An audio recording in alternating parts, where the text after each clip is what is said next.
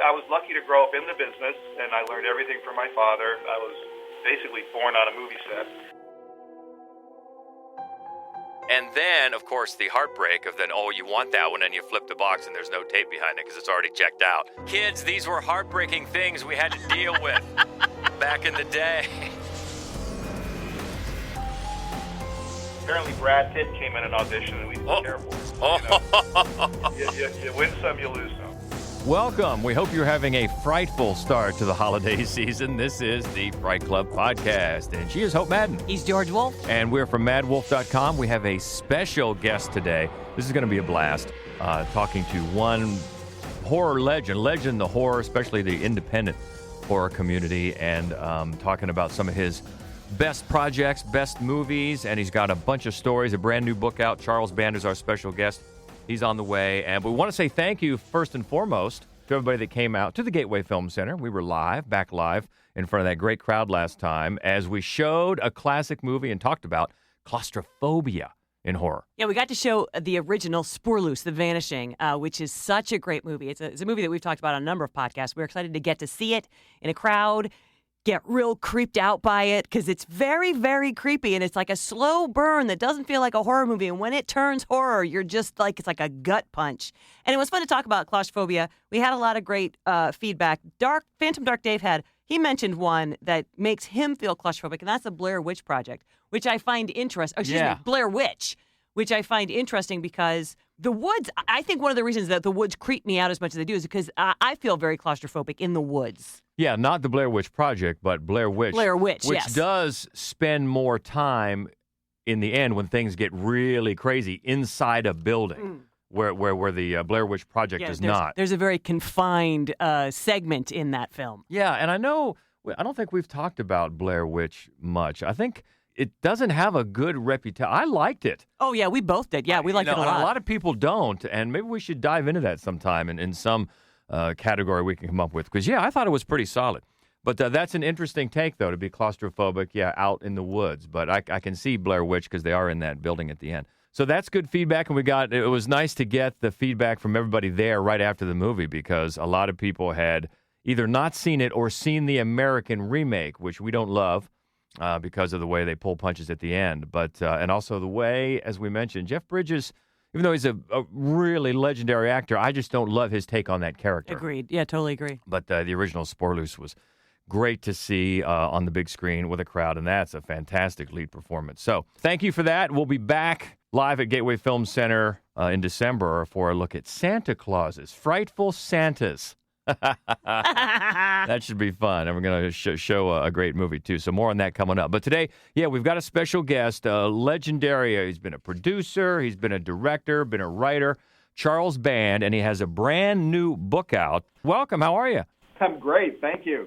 We're glad to have you. Your brand new memoir, Confessions of a Puppet Master. I love that. It is out now. And I got to ask you, there's so many fantastic stories in this book. Have you always been a journal-keeping guy, or did you do all this by memory? No, zero journal. I hate it. No, what happened was last year as things slowed down, I was approached by HarperCollins. They got wind of my crazy story, and they put me with a literary agent. We made a deal. He coupled me up with a wonderful biographer who became a good friend, Adam Felber, who, amongst other things, was the head writer on Bill Maher Show for 11 years. And we spent, 30 Saturday mornings together. I'm telling my stories. He's kind of like, prodding my memory, which is not that great. And little by little, these stories came together. So, no journal. When you originally started with the studio, it was because you didn't like the way the business worked. What was it that you didn't like, and how did you fix it? Well, I didn't really start with the studio. I was always independent, and I lived vicariously a bit through some of my friends who went on to become, well-known directors and writers and actors. And, I'm lucky in that, I work in my own bubble. Yes, I don't have lots of money. We make low-budget movies. I've done this now forever. And, there's a certain autonomy and freedom, and I'm lucky enough to enjoy all that, especially now with streaming because we control our streaming channels. So from concept to exhibition, dreaming this stuff up, finding the right people to make the movie. I direct some, I produce them all. They get finished, they get marketed, and then now they're in people's homes. It's kind of I mean, I missed the home video business, the direct-to-video business. That was cool for many years, and for some time we were the number one independent supplier to Blockbuster in Hollywood. A Full Moon movie came out every month. Paramount did our distribution. But, you know, you either love that smaller, confined world where you can be more creative, but you're also limited because you don't have a lot of money and stars, or you wait, as my friends do, sometimes a year or two between projects, and that's sort of the trade-off. So if you're able to be successful, which is also rare in this business, and you make big movies, it's a waiting game. And one of the things I've done over the years, and one of the reasons why these Full Moon movies usually look pretty damn good for small movies, is friends who I've worked with who've gone on to become well-known art directors or cinematographers, they do sit at home a lot, and I'll call whoever it is. I'll say, hey, what are you doing in 2 weeks? And they say, well, we're free. We don't shoot till March. I go, well, come on board. I'll pay you the same pay I paid you back in the 70s, and let's have some fun and shoot my 2-week wonder. And most of these people come on board because they're artists. They want to work, you know, and sometimes they'll work under another name, but then suddenly I've got a great DP or a great art director involved in a small movie. Well, we've picked out 5 of the most frightful Charles Band projects to talk about, and one of the things you see over and over in his films is big stars that went on to be big stars before they were that famous. And one of those we're going to start out with is from 1984, and it's a gruff bounty hunter traveling back in time to 1980s Los Angeles to stop a twisted criminal who can transform people into zombie-like creatures. It's Trancers. I guess I just attract a certain element no matter what century I'm in. This way, mister! Anyway, I gotta run now. I want to ride with the lady. Over here, Ashby!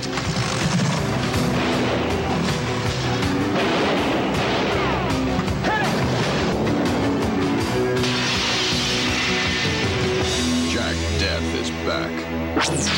And he's never even been here before. Trancers. And of course, the main reason to see this one is Helen Hunt. You know what's funny about Helen Hunt being in this movie is that it's not like she was an absolute nobody by 1984. I mean, she'd been kicking around TV for years since she was very young. She'd already had one TV series by the time she made this movie. But what I love the most about Helen Hunt is that she came back to do shorts with the same character and to do a proper sequel around the same time she made Twister. Like, once she was fully established as Helen Hunt, she still was attached to the series, and I love that about her. And a couple other faces you'll notice in the cast here. Thelma Hopkins, who first came to fame in Dawn, Tony Orlando in Dawn, and then she went on to do a long career in films and TV. She's in this, and also Art LaFleur, who just passed away. He is a long time that guy. Of course, he was in Field of Dreams. He's the guy who said, hey, don't wink, kid. Over and over, so many films. Art LaFleur, R.I.P., he's in this as well. And actually, legend has it that Bette Davis had been considered for the role of Chairman Ash, but was unavailable for the part. Betty! That would have been so great. I mean, that would have been so great to see Bette Davis in that role. And speaking of Helen Hunt, the motorcycle scene marked the first time Helen Hunt had operated a motorcycle. So danger on the set. Wow. So Charles Band, our special guest, the new book is Confessions of a Puppet Master. So when you have someone in the cast that has this much more recognizable talent, like Helen Hunt in Trancers, is there something that just stands out right away in these artists? Yeah, you hope it's a matter of hopefully decent or good taste, but look, at the end of the day, today's a little different because you get video or tape or digital auditions, whereas in the old days, that didn't really happen. So your casting director would, if 100 people audition for a part, it would kind of boil down to maybe the best 7 or 8 for that role. And then you would sit as director or producer and director, and you would attend these auditions. And sometimes the talent just grabs you by the throat. It's like, oh my God, I mean, I don't remember all these auditions. I've done thousands, but Demi Moore pops out as a super talented actor at age 20. Same thing with Helen Hunt. She had done some work, but this was the first co-lead in Trancers. And you just I don't want to say you have to be blind not to recognize talent, but you got to kind of look and see. And then sometimes it's it's sort of in its embryonic stage, and you go, oh my God, that guy seems really, really cool. And then you miss some. Apparently, Brad Pitt came in an audition, and we didn't care for him. So, you win some, you lose some. Okay, that's one swing and a miss. You're allowed that.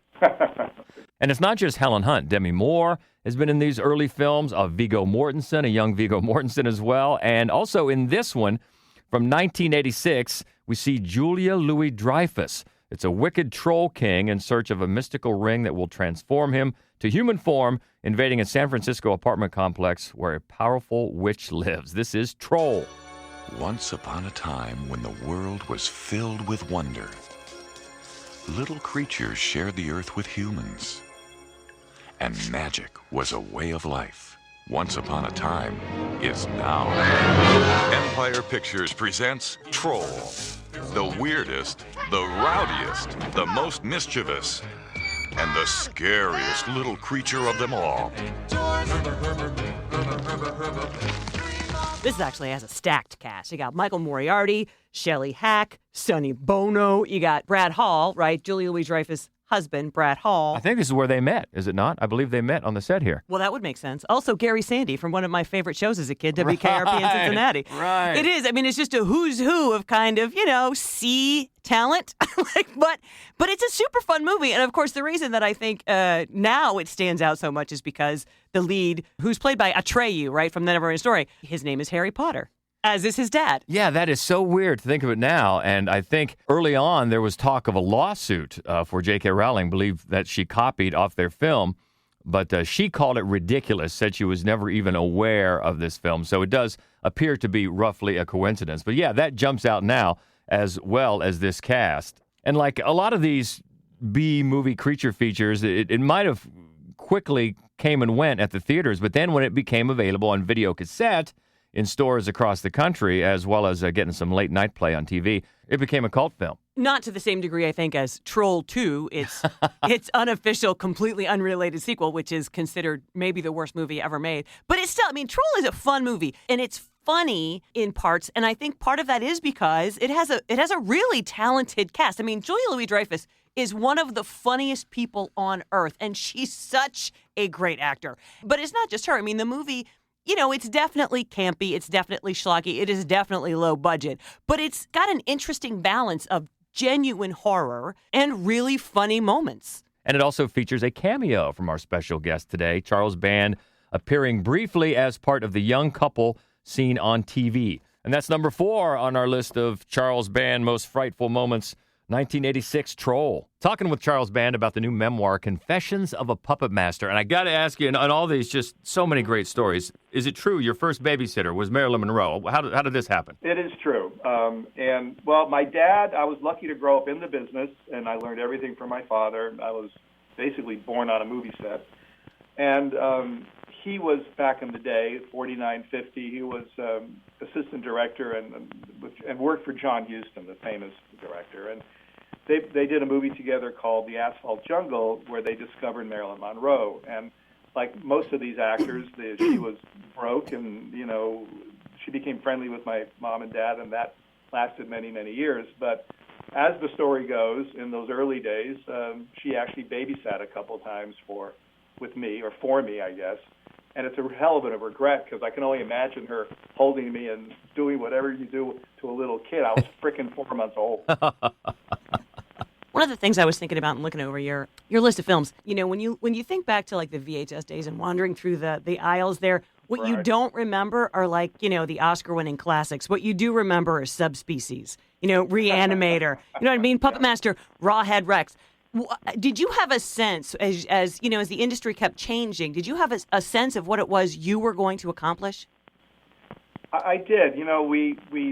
Someone once said, Charlie, you're sort of making counterfeit A movies. And first I thought, oh, that's sort of insulting. And I thought, well, it's kind of true, because back in those good old video days, if you had a movie that was successful and cool and jumped out on the video store shelves, you would be sitting, your movie on VHS and later on DVD would be sitting next to, if it was a horror movie, Terminator and Aliens, and there was Puppet Master and Subspecies and Trancers, which was great. Those days are gone. We don't quite sit next to on a streaming site, huge, I'm not sitting next to Dune, But having said all that, I was going to say something not nice about Dune. I stopped myself. But the point of all this is, we are in competition with these huge movies.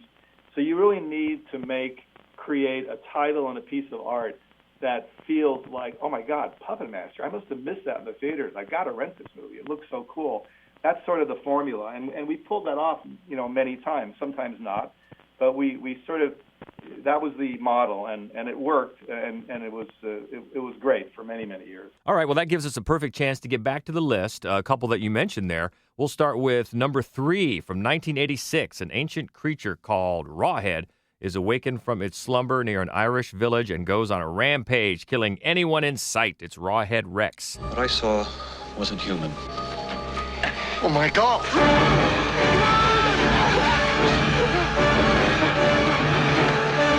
It was very tall.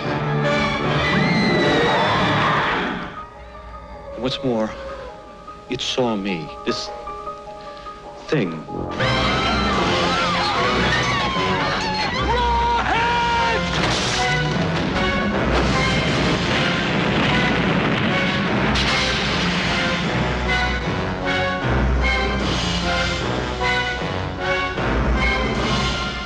Rawhead Rex. One of the reasons that this movie is as interesting to me as it is that it was written by a young Clive Barker. And also that it's Irish, and I always love Irish horror movies. And it's very Irish, so it's an American family that travels to Ireland to do some research, and they don't like each other. I'm sorry, maybe they're supposed to, but these actors clearly didn't like each other.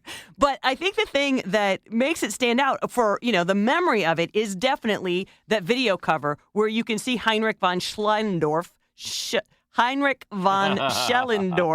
as Rawhead Rex. I love the fact that Peter Mayhew was originally considered to play Rawhead Rex, Chewbacca, but his fee was too high because once he was Chewbacca and the word got out that was him, he was up in the big bucks, so that didn't work. But, I guess in Clive Barker's original story, Rawhead Rex was a 9-foot-tall demon with a face like raw meat. This is another one, though, in revisiting it, it's funny. It's very low budget. It shows that. But there are also moments of it that I find really funny. And we keep going back to this VHS thing, but it's such a point that will get lost on people that aren't old enough to remember. But it's just so true. Anybody that remembers going to those video stores, right away, just things jumped out at you on the box. And then, of course, the heartbreak of then, you want that one, and you flip the box and there's no tape behind it because it's already checked out.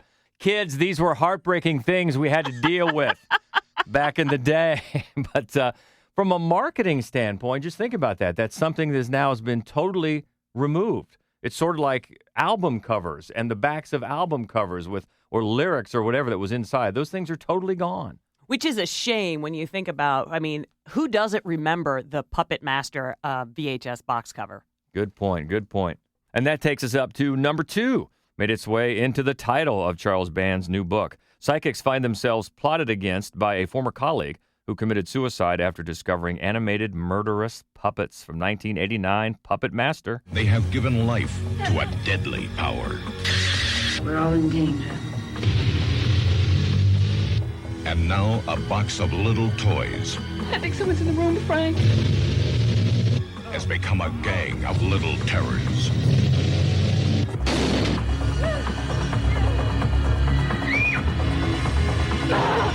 Pinhead, Blade,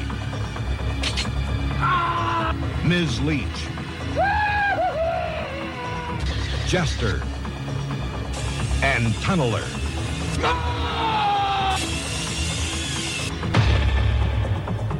Puppet Master. This is not the first time Puppet Master has made it onto our list. Actually, we talked about it not that long ago when Phantom Dark Dave was on with us and we talked about puppets or dolls. It's got a couple of great cameos. You got William Hickey early on, who's perfect as the original Puppet Master. Always love William Hickey. And fun fact, I love saying fun fact now because we recently got to interview McKenna Grace for our other podcast, The Screening Room, and she liked to say fun fact, which I love. Anyway, William Hickey was Paul LeMatt's acting teacher, and they both reunited on this set. Wow. Can you imagine having William Hickey for a teacher? You would immediately start, at least I would, start trying to talk like him. And you can't. Well, and your favorite cameo, of course, is the lovely Barbara Crampton. Oh, yeah. Always. Barbara Crampton in any movie. And another funny thing about this is the puppet, of course, Blade, which is a great name, doesn't have any lungs or really any internal organs, but breathes heavily and sounds out of breath all the time, which, all right. Well, if we can't figure out what's inside of him that makes him breathe, I can't begin to figure out about that slug puppet, the one who's always vomiting up slugs, but she's my favorite. And this is one that was inspired by an earlier Charles Band production about killer toys, you might remember, from 1986 called Dolls. Boy, that was another great VHS box cover. Always comes back to the VHS box covers. Number 2 on our Charles Band Frightful films from 1989, Puppet Master. The man himself, Charles Band, our special guest on Fright Club, and the book Confessions of a Puppet Master is out now. The obvious question is, who has the movie rights? Are we going to see a movie adaptation? Well, we'll see. I don't know. I'm happy to tell the story. You know, it's not a book that you got a lot of technical, how I made this and that. It's the journey of an entrepreneur, you know, highs and super bummer lows. And, you know, I think it's going to be helpful and somewhat inspiring, I hope, to anybody who tries to marry art and, you know, and commerce. You know, it's tough, whether you're a sculptor, a painter, you're a musician. You know, how do you survive doing what you love to do? And I mean, there's no difference from what I've had to deal with as, you know, a filmmaker. I didn't get any money. No one gave me like, oh, here's a bunch of money, go make movies. So you kind of shuck and jive, and I think it's, and, you know, I'm here to tell the story. Now, after the video days ended, literally, and Blockbuster and Hollywood closed, it was death for anybody surviving or trying to survive in that business. And we held on. I did a road show. I did a tour. I tried to stay connected. And then, thank God, streaming came along, and we were, you know, I was really the second company after Netflix to kind of get in the streaming business. So now there's a new way to deliver basically the same kind of entertainment. And that brings us up to number 1, the number 1 film on our list in the long and impressive resume of Charles Band. This is from, you probably guessed it, 1985, after an odd new medical student arrives on campus. A dedicated local and his girlfriend become involved in bizarre experiments centering around the reanimation of dead tissue. Reanimator. Herbert West is at the top of his class in medical school. And he's just made a discovery that could wake up the dead. Herbert West has effected reanimation in dead animal tissue. Herbert, you're insane! Now what happened? I had to kill him! He's dead? Mr. West. You'll never get credit for my discovery. Who's going to believe a talking head? Get a job in a sideshow. It will scare you to pieces. This is one where Charles Band jumped in and distributed the film, and it became a calling card for everything that he would go on to do because it was so wildly popular. So many great fun facts about this movie. Number 1, 24 gallons of fake blood used during the shoot. At the time, one of the bloodiest films ever made. And also, David Bowie, by the way. David Bowie worked with the cinematographer on Reanimator, Mac Allberg. He worked on, if you remember, David Bowie was on an episode of the old show Dream On. And Mac Allberg worked on that as well. And they were talking, and Bowie found out that Allberg had shot this, and he said, "That's my favorite film."